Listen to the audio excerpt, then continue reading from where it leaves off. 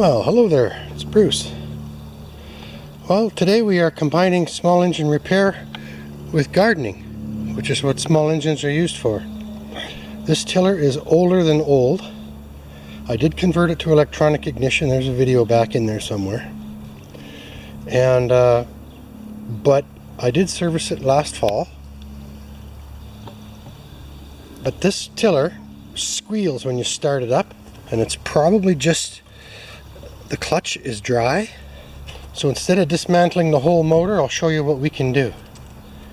I just need something to put the camera on. 1 second. So hopefully we can make this squeal for just a short period of time. And it hasn't been started since October, and it's May. And yes, I left gas in it.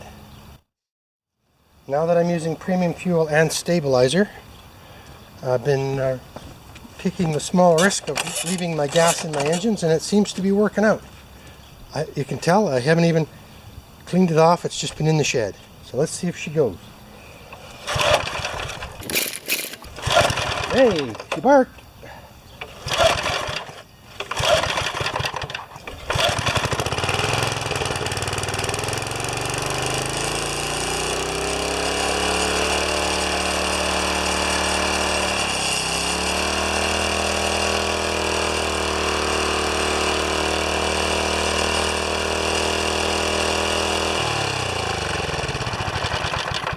Okay, it didn't squeal, but that's all right. It's not good for it anyway. So now I'm going to take the hood off, and we're going to just show you what I do.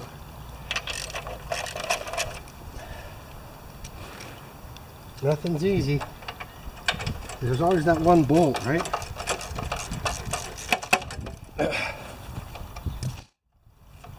Excuse me, I'm trying not to block it. Just the 3 bolts on the shroud, Briggs & Stratton.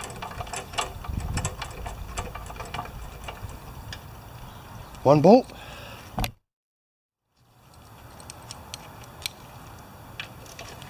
wonder if there's enough battery in my camera to keep this happening.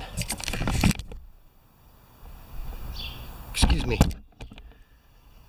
I don't know. We'll just go.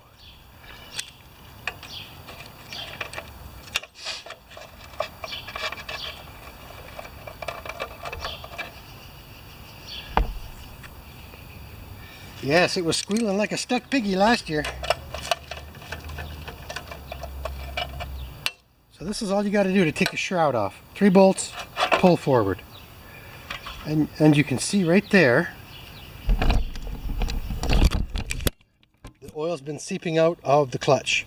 And this is just a ratchet type clutch. It turns only one way and then the engine turns. See that? Going to clean that off, and we're going to get some oil. There's a tiny hole there, and we're going to stick some oil in that hole. So I'll be back in just a little bit. Okay, now you'll be able to see this now. I'm going to use my little chunk of MIG wire, or flux core wire. Actually, it's not MIG wire. And we're going to just dig a void in there, right? Like that. So the shaft of the lawnmower crankshaft is right behind here. And there's no bearing on there. It's just metal on metal, and it gets dry and squeaks.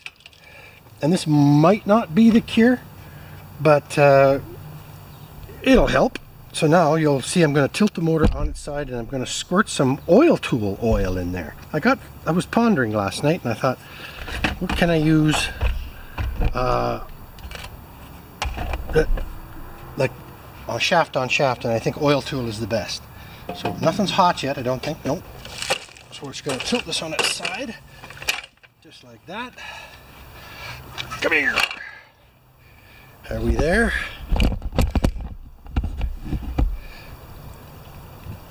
Yep. And I'm just going to take some oil tool oil.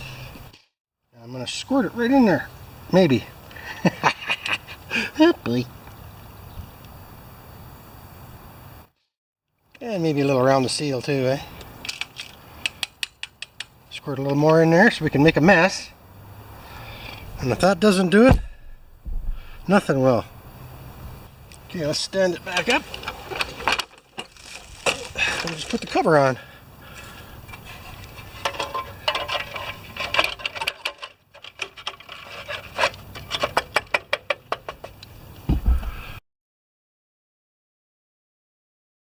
So there I am, preaching to everybody that you should run your engines out of gas and then put them away.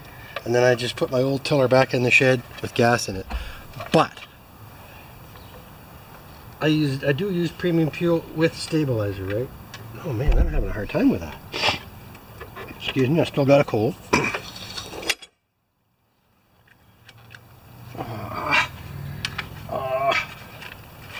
Don't do this to me.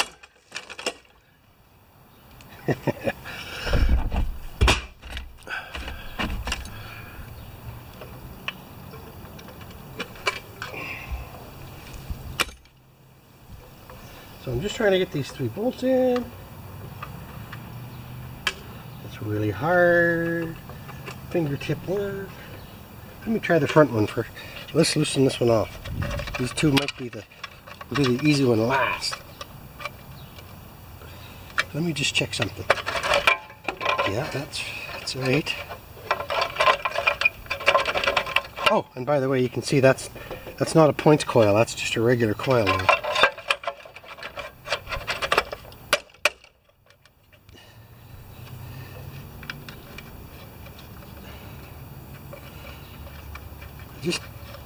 Just bite. That's all I want. Not a cross thread.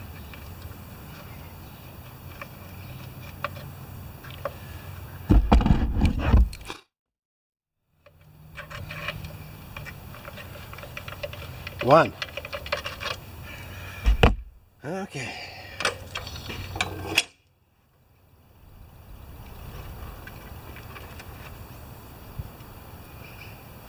2.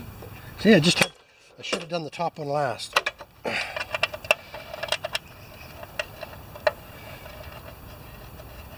3. Okay, so this is my vegetable garden. I just spread the compost on it out of my compost bin, and I'm going to till all this in, and we'll do an action shot, and then we'll show a final shot. All right, I just got to tighten these 3 bolts up.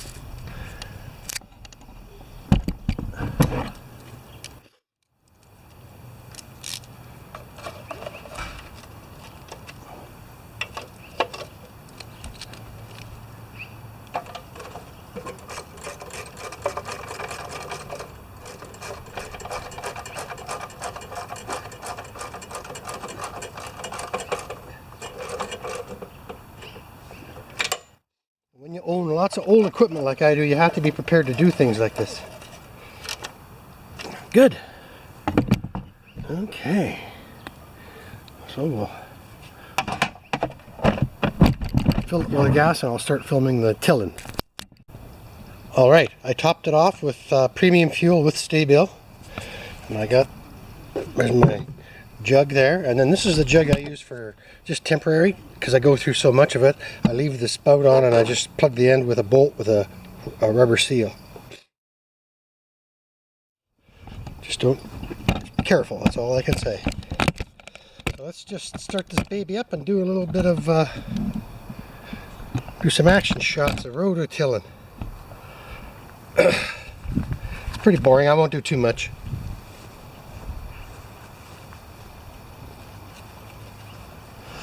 You can see my compost bin is laid down over there, and that's where this is a year's worth of compost, is all it is. Coffee grounds, tea bags, eggshells, kitchen salad stuff. I don't know if I got this right or not. There we go. That should do it.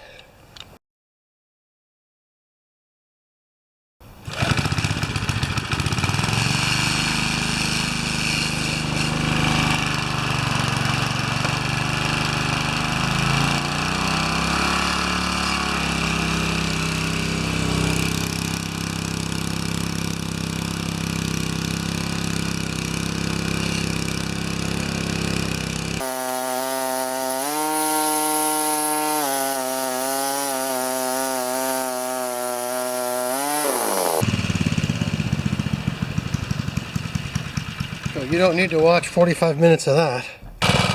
Okay, I'm getting somewhere.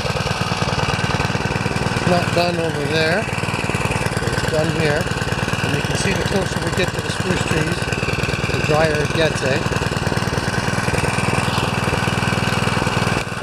Now I think this is fun. I know. I'm not sure if you guys can see all of the fluff in the air, but we have poplar trees here in Western Canada, and they let go of fluff much like the cottonwoods do down south. And anyway, I'm done my rototilling of my garden, and I'm just going to pull that sidewalk back to my compost bin and finish it up. I don't know if you can see me do this or not. I've just rigged up a little latch at the end.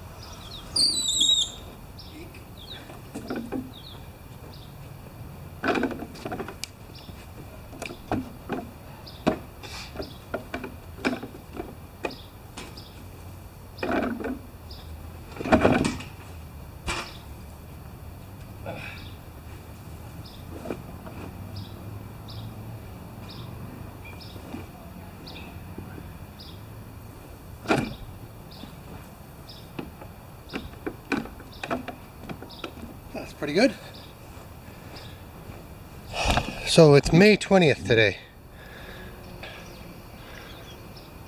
And that's kind of our standard weekend for planting.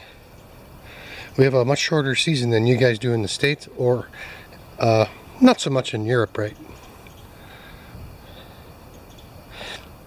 So anyway, I'm going to finish cleaning up. You can watch if you like.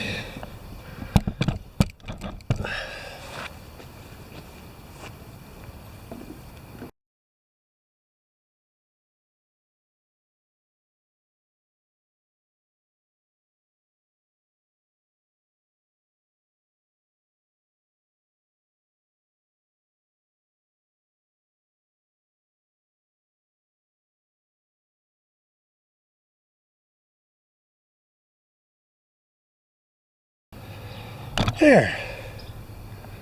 Thanks for watching this one, guys. Alright, it's the next day. I'm completely finished planting of the garden. Ooh, slow down. So, potatoes there. 4 rows of corn, of which I have placed in the center a squash, and about every foot in the corn rows I put some beans. They call it the Three Sisters. They help each other. And then the sidewalk, which you saw me replace. And now the compost bin is right up close to the sidewalk, not too far away. 4 zucchini plants where those sticks are. 1, 2, 3, 4. 4 rows of beans. 1, 2, 3, 4. And some more zucchini over there. And in the same process, Mrs. Bruce planted all the tomatoes over here on this south-facing bed, and some marigolds for pest control. And then this bed is beets, carrots, onions, and lettuce. So we'll do a slow pan of the yard, and then in July we'll do another pan, and we'll put these 2 shots together to compare. So it's still a pretty undeveloped yard. We're about a month behind our friends in the States. May 21 or 22 today. I never know what day it is.